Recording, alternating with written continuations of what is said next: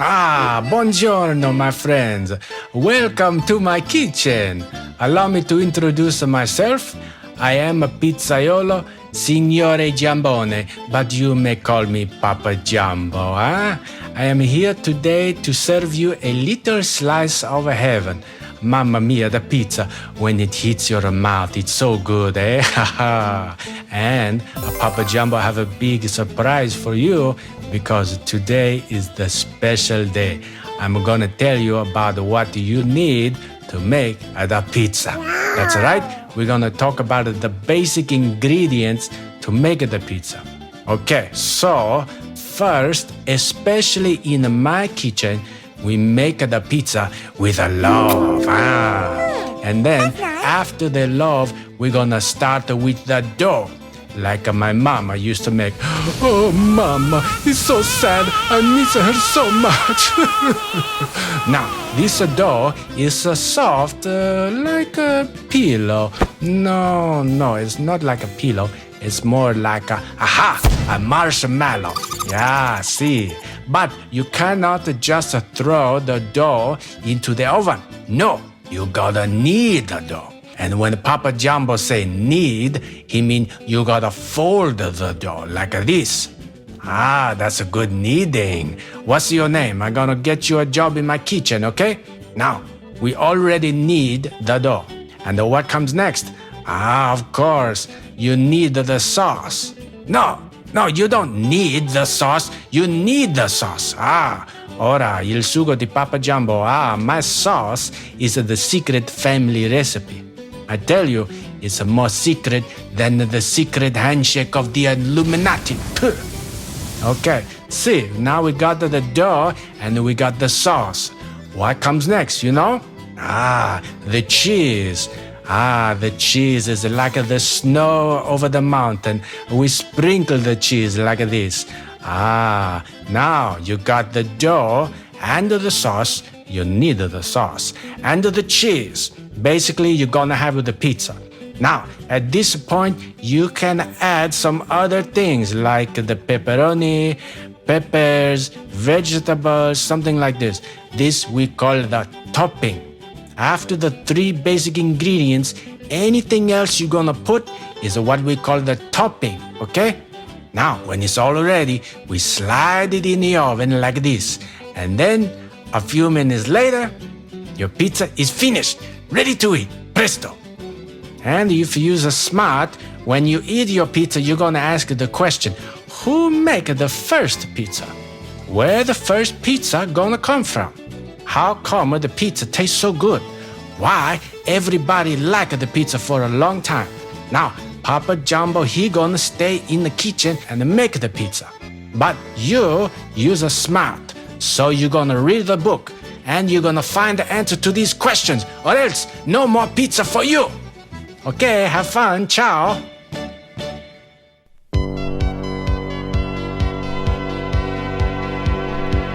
That's right, boys and girls. Excuse me. That's right, girls and boys. Today we're going to learn all about the history of pizza. Are you ready? Let's go! In your country, what are some foods from other countries that people like to eat? Well, I am from America. In America, we love to eat foods from all kinds of countries. For example, we love Indian food. We also love Thai food. And who could forget Mexican food? All of these foods are delicious and spicy. Much of the time, you can eat them with rice. Well, how about it? In your country, what foods do people enjoy eating from other countries? Now, for the second question, what is the hottest, meaning spiciest, food you've ever eaten? I'll go first. For me, the hottest food I've ever eaten was Thai papaya salad. It's really spicy. What about you? What's the spiciest food you've ever eaten? The wonderful world of pizza. So many flavors, so many toppings, so many styles. Before you read, let's consider this. What do you know about pizza? Read the caption and answer the questions. Many people believe pizzas were first made by the Greeks. Pictures like this one show the Romans made them too. They made large round pieces of bread and put food, olive oil, and spices on them. And here on the right, we can see what is called a mosaic. And this is a kind of artwork made by putting together little pieces of tile or stone. Now let's check out the questions. The first question asks, who made the first pizza? Can you find the answer to this question? Well, the paragraph is inconclusive. That means it doesn't give us a solid answer. Many people believe pizzas were first made by the Greeks, but the Romans made them too. Now for the second question. Name some things people put on pizza. The answers to this question are not in the paragraph. Well, how about it? As Papa Giambo told us, things you put on pizza are called toppings. So, what toppings do people put on pizza? And now for my favorite question, what is your favorite pizza topping? I'll go first. I think my favorite pizza is a margherita pizza. That's just mozzarella cheese, red tomato sauce, and basil leaves. That's it. It's simple and it's so good. If you're gonna get crazy with the toppings, give me a meatball pineapple pizza. If you haven't tried it, check it out. It's delicious. Now it's your turn. What is your favorite pizza topping? Sounds good. Time for today's main reading. The history of pizza. Here are today's language targets. The Stone Age. To mix water with flour. Various. The Americas. And in the US alone. Let's check out paragraph 1. Today, pizza is one of the world's favorite foods. All over the world, people make different pizzas with different ingredients. But where does pizza come from? And who made the first one? In this paragraph, we have one vocabulary word, the word ingredients. Ingredients are parts or pieces that go into something, especially food. What ingredients do you recognize here? Well, here I see a lot of vegetables. Now, what can you make with these ingredients? How about in this photo? What ingredients do you see here? I see salt, I see chili, I see garlic, and I see basil. These ingredients look like they'll be going into something very spicy. Maybe they're going into Thai or Indian food or something along those lines. What ingredients do you see here? Ooh, poor little guy. Look at that octopus. And some fresh lemons and coriander. Have you ever eaten octopus before? What's the best way to eat it? What ingredients do you see here? I see tomatoes, I see mushrooms, eggs, and some olive oil. Oh, and I see some dough. Hey, aren't these the ingredients that go into making a pizza? Paragraph 2.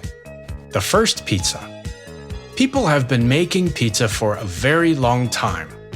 In the Stone Age, people mixed flour with water to make dough. Then they cooked it on hot rocks. Over time, people started using the cooked dough as a plate, covering it with various other foods, herbs, and spices. They had made the world's first pizza. We have a few footnotes in this paragraph. The Stone Age is a very early time in human history when people used things made of stone. We're going to learn about that soon. Flour is powder made from the seeds of wheat and corn. Herbs and spices are used to add taste to food. We have some vocabulary words in this paragraph, and we have 3 language targets. In the Stone Age, to mix flour with water, and the word various. That is a vocabulary word, but we'll be using it as a language target because it's an important word.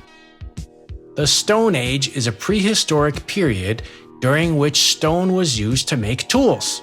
Let's hop in my time machine and travel back in time over 3 million years. Archaeologists and historians divide the Stone Age into 3 periods: the Paleolithic or Old Stone Age, the Mesolithic or Middle Stone Age, and the Neolithic or New Stone Age.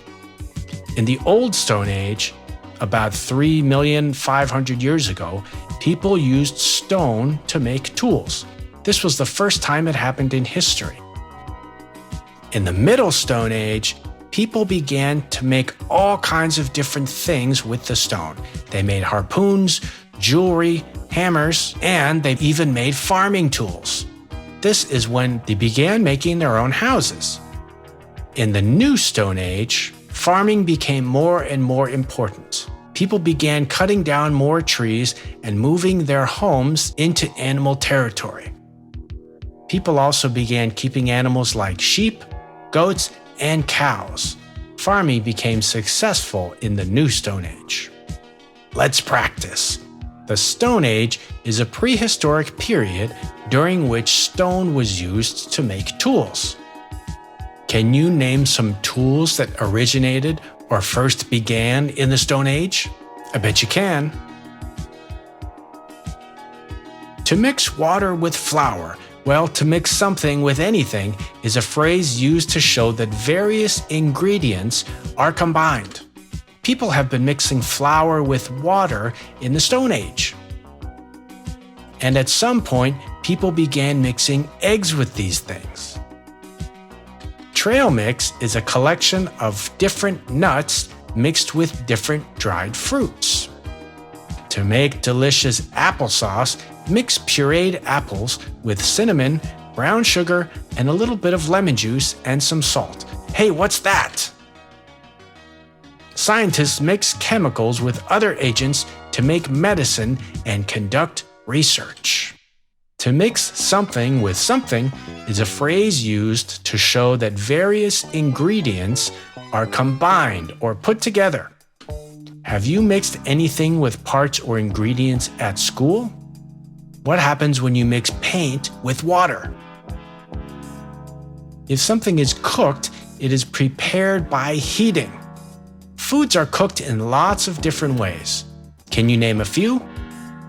In this image, we can see the food being cooked in a pan. Sometimes food is cooked in the oven.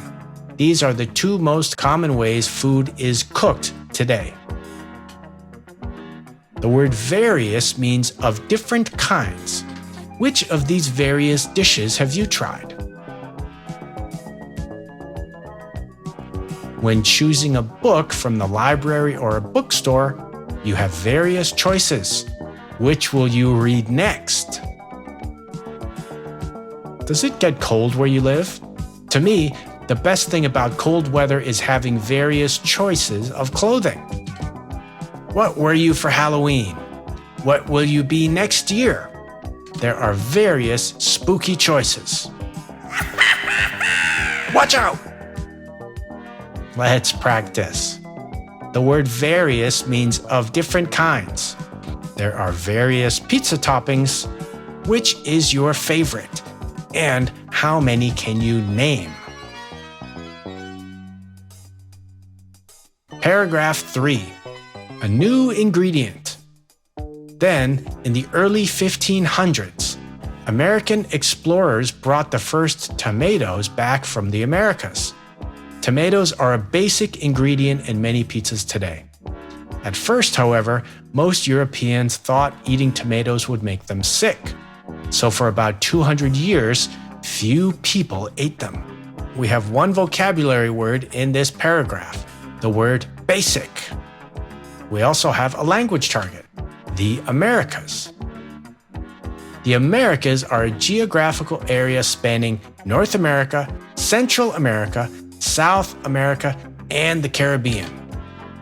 Here are the Americas. As I said, the region spans 4 geographical areas: North America, South America, Central America, and the Caribbean. Together, the Americas make up almost all of the Western Hemisphere, from the Arctic tundra all the way down to the Antarctic Peninsula. There you have it. Those are the Americas. Can you name the 4 regions the Americas cover? Let's practice. The Americas are a geographical area spanning North America, Central America, South America, and the Caribbean islands. What countries can you name that are in the Americas? The word basic means simple but important. The basics of something are often all that you need. Remember, the basics are the most important. What are the basic ingredients to a good hamburger? The basic colors, red, blue, and yellow, are often called primary colors. If you use these 3 basic colors and you mix them together in different ways, plus black and white, you can get pretty much any color you can think of. These basic colors are the most important.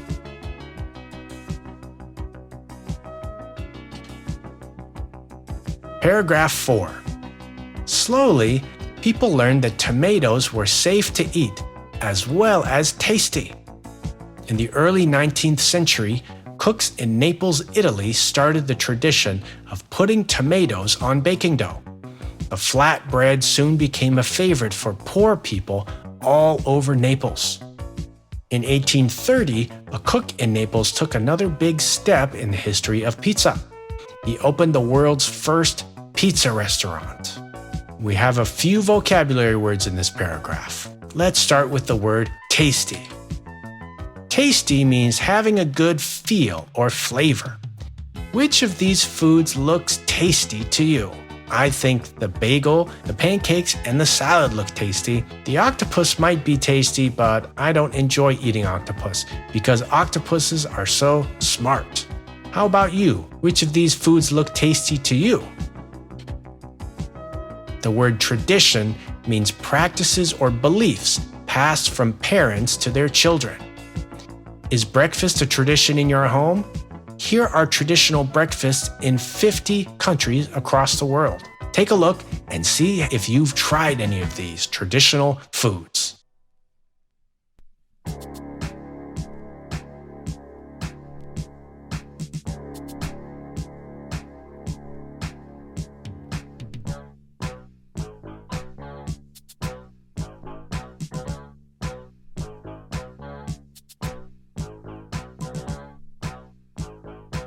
Is breakfast a tradition in your home? The word flat means level, smooth, and even. What else is flat besides bread? Pizza dough. Pizza dough is flat before you put it in the oven. That's correct. The word poor means having very little or no money. If someone is poor, they might not have enough money to eat every day. They might not have enough money to go to school. Remember, being poor is not just a thing of the past. There are still poor people all around the world, even today. Let's check out paragraph 5. A world food. Today, about 5 billion pizzas are made every year around the world. In the US alone, people eat about 350 slices every second. People may not know it, but every piece is a slice of history. We have one language target on this page, in the US alone. This is a phrase used to show numbers or facts that only apply to the US. In the US alone, people eat about 350 slices of pizza per second. For breakfast alone, I ate 3 eggs and 2 pieces of toast. From this morning's class alone, I have 4 pages of homework. This year in South Africa alone, 1,105 cases of malaria have been reported. Let's practice. In America alone, or in blank alone, is a phrase used to show numbers or facts that only apply to that thing. Take a look at this schedule. How many classes does this schedule show on Monday morning alone? Congratulations! You finished the reading. Time for the discussion questions. What is your favorite pizza topping and why? I have already answered this question for you. In fact, I told you 2 of my favorite kinds of pizza. What is your favorite pizza topping and why is it your favorite? Part 2. What is the worst pizza topping and why do you say so? Well, some people think pineapple does not belong on pizza. I disagree. I like the way pineapple tastes on pizza. But I think the worst pizza topping is probably either corn or mayonnaise. Ugh. Discussion question number 2. What is one food you have always wanted to try but haven't yet? I have always wanted to try Turkish Delight. This is because Turkish Delight is a food mentioned in the book The Lion, the Witch, and the Wardrobe, sometimes known as The Chronicles of Narnia. I don't even know what Turkish Delight is, but I've always wanted to try it because of this book. How about you? What is one food you've always wanted to try? The second part of this question is, do you have any odd tastes? What are they? Well, you already know one odd taste I have is meatball and pineapple pizza. It sounds weird, but it's delicious. Here's another one of my odd tastes. Are you ready? My odd taste is eating chocolate chip cookies with salsa. It sounds weird, but it's really good, believe me. Okay, enough about me. What is one of your odd tastes? Nice work. Time for today's critical thinking questions. Why was pizza probably so popular among poor people? Is it popular with rich people too? Why or why not? I'll let you answer this question first.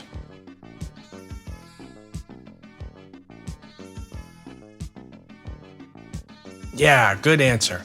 I think pizza was probably so popular among poor people for 2 reasons. It's cheap and it tastes good. What's not to like about it? As for the second part of the question, is it popular with rich people too? Good question. I personally don't know, but I think the fact that pizza tastes so good makes it popular with just about everyone. Now for the second part of the critical thinking question. What are the pros and cons of eating pizza? Make a list. And in case you don't know, a pro is a benefit or something good. For example, I think one pro of eating pizza is that it's easy to eat. Another pro of eating pizza is that it's not expensive. These are good things about eating pizza. The cons would be the bad things. What are the bad things about eating pizza? Make a list of the pros and cons of eating pizza. See if you can come up with 3 pros or good things and 3 cons or bad things. Okay, I'll give you my pros and cons. As I said, I've already told you 2 pros of eating pizza. I said it's easy to eat and it's inexpensive. Pizza also tastes good. That's a pro, right? So that's 3. Now for the cons or bad things. Pizza is unhealthy. When you're done making your list, check with a friend and see if they can come up with any more answers. Time for today's reading skill. Today's reading skill is identifying the parts of a passage. A reading passage can have several parts. Look at every part to get a complete understanding of the passage. This is very useful when previewing a passage or predicting what it contains. Take a look at this passage. I'm going to go over the different parts of the passage with you now. Sometimes these are called text features, okay? But don't worry about that too much. Just learn about the different parts of this passage with me now. First, we have the title. The title is a kind of heading, and it tells you what the whole text is about. The title of this passage is The Flower Trade. After the title, we have subheadings. Subheadings above paragraphs tell you what they are about. If you look at this subheading, you'll see it says the cut flower leader. Footnotes give definitions of difficult vocabulary. Hey, we have footnotes in our passage today, didn't we? One of them was the Stone Age. Maps show you where in the world a place is. I think you already know this one. Photos and illustrations show information visually. A photo is an image taken with a camera, and an illustration is an image drawn by a person or a computer. Captions are text that explain the pictures. Sidebars give additional information about the topic. Can you see the sidebar? There are 3 photographs and many captions that go with those photographs. That is called a sidebar. Now let's have a little practice. I want you to look back at reading A. That is the flower trade. Which parts of a passage are used there? Check the parts you can find. I suggest you get a pencil and a piece of paper and write down these parts of a passage: title, photos, subheading, map, illustrations, sidebar, captions, and footnotes. Do you have them all written down? Okay, good. Now I'm going to show you the passage again. I want you to mark down all the ones you can find. We'll review when you're finished. Ready? Go!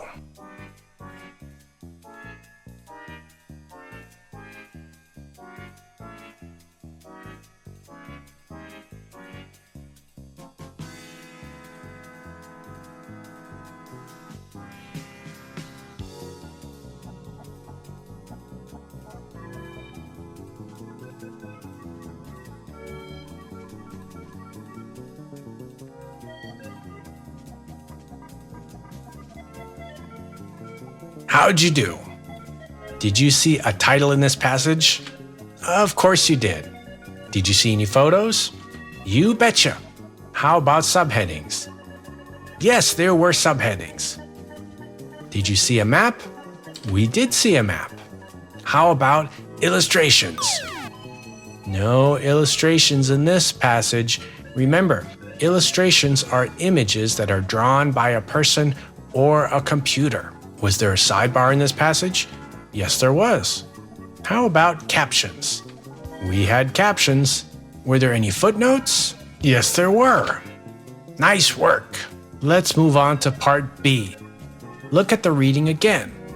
Answer the questions below. Now, once again, I recommend that you write these questions down so that when we go back to the passage, you can answer them at home on a piece of paper. Here are the questions. What is the title of the reading? How many paragraphs are there in the main text? Does every photo have a caption? How many footnotes are there? Whose records are in the sidebar? If you haven't finished writing these questions down, pause the video now until you finish.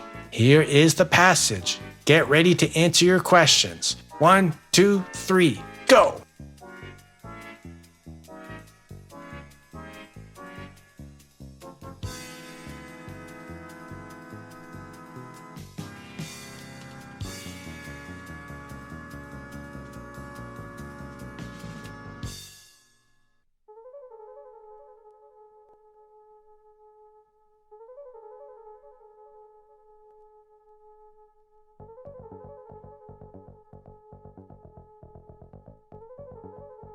How did you do? Let's check. What is the title of the reading? The title of the reading is The Flower Trade. How many paragraphs are there in the main text? There are 5 paragraphs in the main text. Does every photo have a caption? No, not every photo has a caption. How many footnotes are there? There are 3 footnotes. Whose records are in the sidebar? The records are of the Roses of Columbia. Very good. Nice work. Homework time. Today's homework is the Identify Text Features worksheet. I made this worksheet just for you, and it looks like this. What you're going to do is choose a nonfiction book, any nonfiction book. Write the page number of each text feature you find. If the book doesn't have a text feature, write NF or no feature on the line. It's a lot of fun. I think you'll enjoy it.